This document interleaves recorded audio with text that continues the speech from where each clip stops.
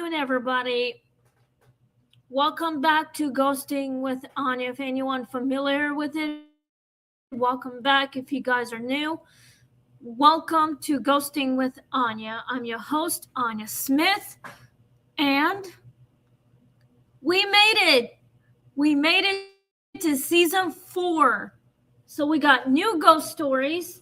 We are on episode 71. I hope you guys love it. So, we are done with season 3. So we are doing season 4. That's where we are now. We are in 2026. Give yourself a round of applause. Yay! We are in the year 2026. Goodbye 2025. Hello 2026. Another great year. So we've made it. So let's do our ghost stories because this is season 4, episode 71. So this is the greatest episode I have come up with, and my friend actually gave me more ghost stories. So we are literally on season 4. So get ready for more episodes of the entire year, and we've got a lot. So, hello. Hello, Chris. I'm so glad you are watching my show, and let's get ready. So, before we go on the ghost stories, and Chris, I hope you are participating on this. I hope you guys are ready that in 2 years, in 2028, my boyfriend Chris and I are going to Paris. So you have to listen very carefully on the story because it could be like my routine. And yes, it is. So these stories can be based on me. So let's get going. So please click like, share, and subscribe, and let's get started on this story. So yes, we are. So but it's all good. So thank you guys, and I checked my profile on TikTok. I've got 48 followers. So thank you guys. You guys can also subscribe to this channel, Ghosting with Anya. And I want to thank you guys for listening to my stories. And please continue supporting this channel. This is live streaming. So tomorrow we'll be doing episode 72. So let's get started. Please sit back, relax, and grab your drinks, maybe have some snacks, get under the covers, and let's get started on this ghost story. This is going to be an amazing year. I hope you guys enjoy it. I'm already enjoying it. And one more thing. Chris and I have a nephew named Wyatt. It is Katrina's son. He is 2 years old today. So let's hear it for my nephew, Wyatt. Happy birthday, little buddy. Chris, I hope you are wishing Katrina's son, Wyatt, our little nephew, a happy second birthday. And yes, I will sign the birthday card because I bought the birthday card. And I can't wait. So, yes, I am so happy. So call Katrina and tell her that I bought Wyatt his birthday card. And yes, I will sign it. I hope you will sign it too. And I will drop it off at the blue bin once you write their address. their names and their address, and we will write our name and address. It would probably say it's from you and I. So, yes, Christopher, we are definitely gonna wish Wyatt a happy birthday. Call Katrina and tell her it's from both of us. The birthday card is from me. So, anyway, let's get started on this story. This is season 4, episode 71, The House That Learned Her Routine. It's a ghost story. This is what it is. So let's get started. Anya didn't notice the change right away because it happened subtly, disguised as convenience lights turned on just as she entered rooms. The water warmed to the exact temperature she preferred. Without adjustment, doors creaked open a second before she reached for the handle. The house felt attentive, helpful, even she joked to herself that it was finally broken in. Oh wow, I think kind of reminds me of myself. Like literally, I mean, what are you gonna do? Joke around this whole thing, pretend nothing ever happened, even though this happens a lot. I mean, I have a lot of weird paranormal experience and this shit happens. So let's keep going. Over time, the house began acting ahead of her instead of alongside her. The kettle whistled before she filled it. The shower steamed before she undressed. She would pause mid-thought, unsettled by the realization that the house seemed to expect her next move. When she changed her routine deliberately, the house hesitated, then corrected itself as though recalculating. Ooh, I'm scared. No way. This could never happen to me. Come on. I am an investigator. Literally, I would know routines because, hey, I'm used to this. I'm not scared. But this story could never scare the crap out of me. The reason why I do this, because this is all about spirits. And I want to help the ghosts move on. Like, help them find their happiness. And I want them to rest in peace. So, yeah. Let's continue. One night, Anya stayed awake to observe. She sat perfectly still in the living room, lights off, breath controlled slowly. The hallway light turned on anyway. The house waited. When she didn't move, floorboards creaked softly, testing for confirmation. She felt a pressure then, not physical, but persuasive, urging her to continue the routine it had learned. I would want to investigate this whole thing if this ever happened to us.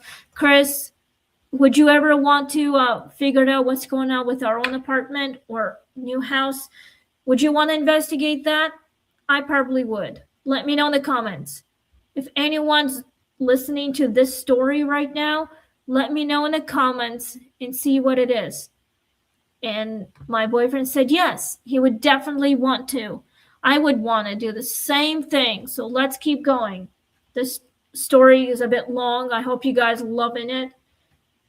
By morning, she understood the truth. The house wasn't responding to her habits anymore. It was enforcing them when she tried to leave that afternoon, the front door opened, but the familiar path inside pulled her harder than the unknown outside ever had. Wow, this is really, really interesting story. I hope you guys love this story because it's almost like it happened to me and my mom. So this actually happened. I mean, when I was like living with my mom in the woods for 3 years, and one morning, like 5 a.m., she was on her way to work. Like, she got in the car, she was about to open the garage door and drive all the way to her work. But sorry about that. But the invisible hand like literally grabbed her and pulled her back in because the spirit did not want her leave me alone in the house, because it knows that it could happen to me, like something bad could happen. That is the reason why my mom was pulled. So I'm not gonna say her name, but my mom had this problem. But there's a why we did that. We had to get rid of the house because she could not handle it. But so let's go with the questions. I hope you guys like this. This is the new story, and let's keep going. Why does convenience feel comforting before it feels dangerous? Well, perhaps maybe the house is like alive and it just wants to protect her, maybe. I mean, my name is Anya Smith, and you see my name all the time on YouTube, and you see the name of my like my name right there on, like, right here on the left corner right here. It says Ghosting with Anya, which is my first name right there. You see it. So I've had a lot of experience.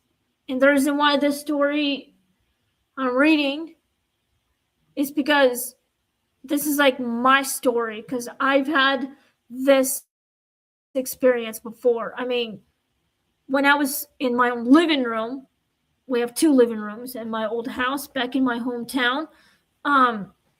We had a big family room, and I had my own. So right by the pond. So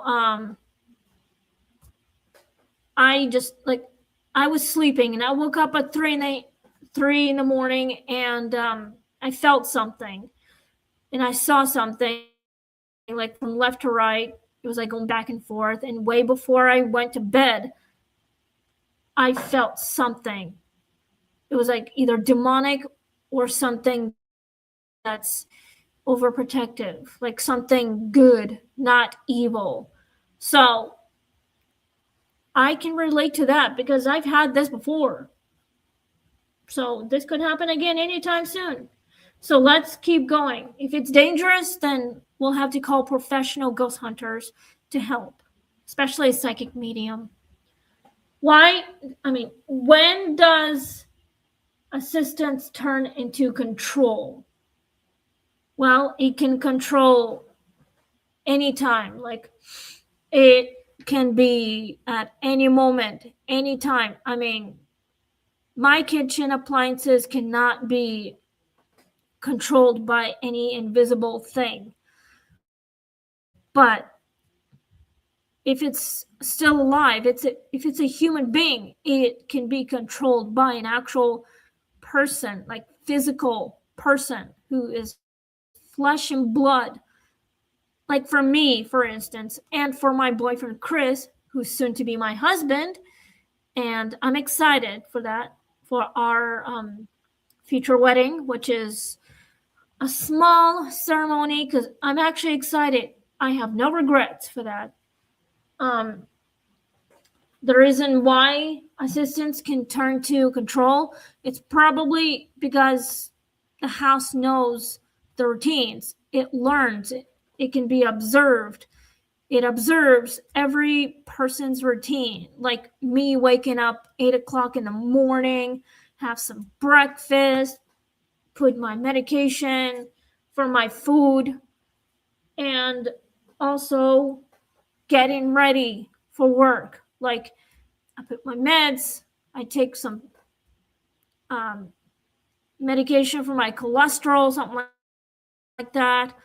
I drink a lot of water, and I would brush my hair, go to the bathroom, but like brushing my teeth, I put my hair up and change my clothes, and I would let my friend Fearless know that I'm ready to go and do our job thing, like do our errands and go to the house and just, start our podcast, finish writing our novels, and then have some lunch, chill for a little while, and then around 2:30 we would like go back to my apartment, and I would just relax and finish my knitting and crocheting, watch TV, like just relax. And I would go to my bedroom and see my little kitty. And yes, we have a cat named Tally. She's a brown tabby. She is almost 10 years old. She loves to cuddle. She loves getting brushed up, like with a blue hairbrush that we keep in a living room. She would come over sometimes and she would lay on my lap, snuggle in, and she would let me pet her, scratch her a little bit, but in a gentle way. And also, we would, like do a little meow meow, which is like talking. Well, if she would want to come over to my lap, I would give her a few strokes of brushing her fur. She sleeps with us every night because she is afraid to be left alone a lot. Even though we always leave her alone, but she's okay. So, our kitty is like, does not like being like left alone because of the spirit thing, but the reason why I would leave her alone so she can have a house to herself, so she can have a normal routine, like best taken care of. See, when Chris and I go out of town every few months and we go traveling, like say for a week or so, because we need a little vacation, and my boyfriend would call his dad and he would come over and look after our cat. We are very happy about it. So, but if we're not going traveling, we would stay home. We would take care of our cat like we usually do. We always take care of our little kitty because we love her very much. I miss her right now. And if I want something to drink, I would turn on my teapot and I would like literally take a little tea bag and put it in the cup and wait till the teapot's done boiling. I would pour it over with hot water and I would just drink it. But with this story, with control, it just happens whenever it wants to happen. Sometimes it can be dangerous, sometimes it cannot be, but it's fine. So let's go to number 3. What does routine represent psychologically? It can be any reason. I'm used to the routines. The reason why I represent it is because I'm used to my routines. Same thing I've done when I was in school. When I was a kid, my routine was like wake up at 6 a.m., have breakfast, and get ready for school. Leave the house at 6:30, get to the bus station sometime around 7 a.m. The bus stop the bus would pick us up at the bus station, and we would reach our school at 8 o'clock, and our classes don't start till 5 minutes after 8. And we would just do what we normally do. That's our routine. And with psychologically is like same shit. It's been going on for years. So anyway, it's just a routine. We just live our lives. We want to have normal lives, and we live them. We do our same shit routine. My boyfriend does the same thing all the time when he's getting ready for work. Spirits, they have their own routines. Like, they possess humans who wants to be living. They just wants to live because they're afraid that they would be forgotten. Their routine is to haunt our house, do what they normally do. That's just how routine is. Our home is like alive. It doesn't want to be forgotten. So we would never forget about our home. We would never forget about the dead. We would always remember them, what they used to look like, what they did for us, even in death. So I would never forget. That's the reason why I would remember it. So what my boyfriend is asking, like, does the spirit world have shops, homes, etc. we have here? Well, Chris, I think so. Yeah, I mean, it's heaven. They've got whatever they got. They've got shops, homes, etc. But yeah, I mean, God created the new world for the dead and for the living. I mean, he created because he would want us to succeed, and when we pass away, we would go to our true home, heaven, where God is. And if we have our home in heaven as well, we just have to live a great life and do good deeds, and our home can be built in the heavens. We can go shopping unlimitedly, like constantly, whenever. But, we've got the power to do whatever we want, but we have to use it wisely. Spirits have what we've got in our world, but it's invisible. I mean, it's another realm. Spirits have same jobs, same thing we've got. They got jobs to do too.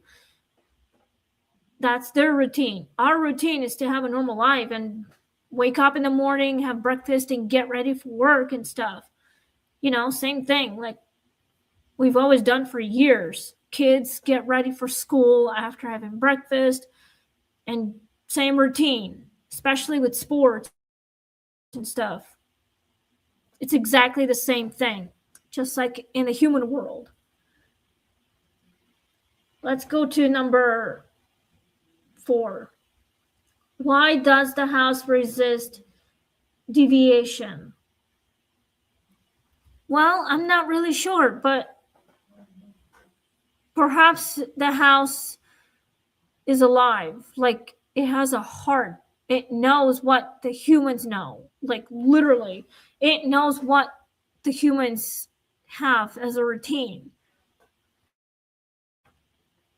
The resistance is like trying not to forget what we had in the human world. Like, literally, I would want to remember what we had in the house. Our house remembers what we used to look like, what we did. It remembers the living, it remembers the dead. It's like, it's a memory we remember. And I would choose to remember. I choose not to forget. I want to remember what our lives would look like when we have passed on into the spirit world. I would literally want to remember It's a memory, and we choose to keep it that way.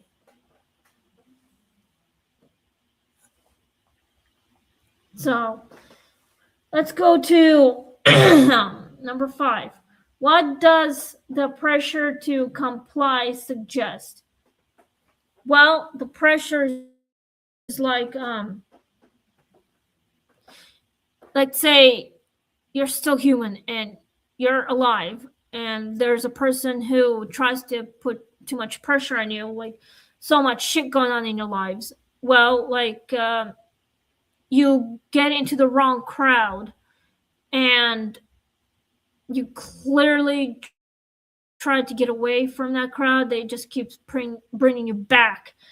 They want to pressure you to do something horrible, and you try to say no, but it just keeps pulling you back in. That's too much pressure, and keep asking so much questions and you don't want to answer it. That's too much pressure and stuff. Bunch of shit. That's what pressure is. Like, say, smoking and doing horrible prostitution, like sex and stuff. You try to stay away from all that stuff. It just keeps pulling you in. That's a lot of pressure. Like, you have to think about it before you choose it. I chose to do the right thing, like not to get into the wrong crowd.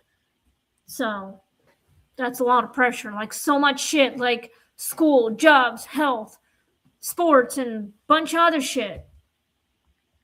So I chose what I want to do. I like stress out and other thing, but it just happens. I mean, we need to figure it out what to do before getting to the wrong thing. So let's go to number 6. We have 2 questions left, and then I'll sign off because it's almost 2 p.m. Is a familiarity a form of captivity? It can be, yeah. Chris, what do you think? Is a familiarity a form of captivity? What do you think? Let me know in the comments. It can be both. I think it might be. So if anyone who's listening to this story right now and doing some questions, let me know. So I think it can be like a form and a captivity. It's a memory. It's familiar. It's like your memories are literally like servicing. It can be absolutely the whole thing. Yes, it can be a form and captivity. It's a memory. It's like a time loop repeating itself constantly. So if you guys try to have something you can't like have control of it, you need to figure out how to control it. Just practice somehow. And it can be very familiar, like your street address, you familiar where you grew up when you were a kid. And familiar would be like a place where you went to school, and familiar faces that you've known in your past. It would literally be familiar. It's a memory you try to remember. If you've forgotten about it, you have to figure it out. Go back to the beginning where it happened. But yes, it can be both a form and a captivity. It's a memory you have to live through. If you want to remember, you have to go through that. It happens. So let's go to number 7. It's our last one because I'm about to sign off. So last question. What would it take to truly leave? Well, it would take a lot of power to separate yourself from something demonic. Like, if you think your house can be very bad memory, you need to forget.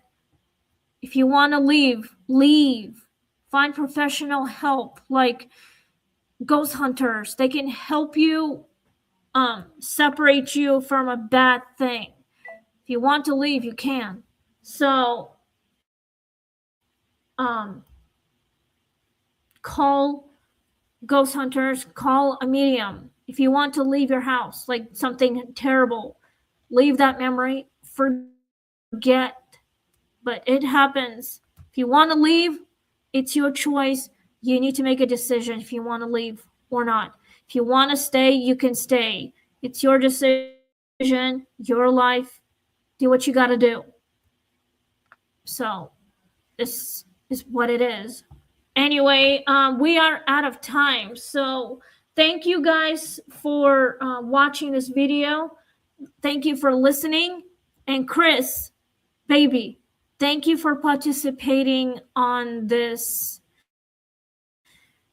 story in this channel. And thanks for leaving all the comments. So if anyone would like to leave me a comment, please do. Tomorrow we'll be doing a new story. It is called She Heard Footsteps Before She Had a Visitor, which is story number 72. We're on season 4 now, and it would be story She Heard Footsteps Before She Had a Visitor. That is the new story. If you guys would like that, please leave me a comment down below, and we'll see you guys tomorrow. It could be in the morning or in the afternoon. So have a great day, and thank you for listening, and Happy New Year, and enjoy your day, and we'll see you guys tomorrow. Season 4, episode 72. So have a good year. Please click like, share, and subscribe, and we'll see you guys tomorrow. Have a great day. Stay safe. Stay spooky as well. Have fun. And we'll see you guys tomorrow. Ghosting with Anya on YouTube. Please click like, share, and subscribe, and we'll see you guys tomorrow. I love you all. Enjoy your day. Bye.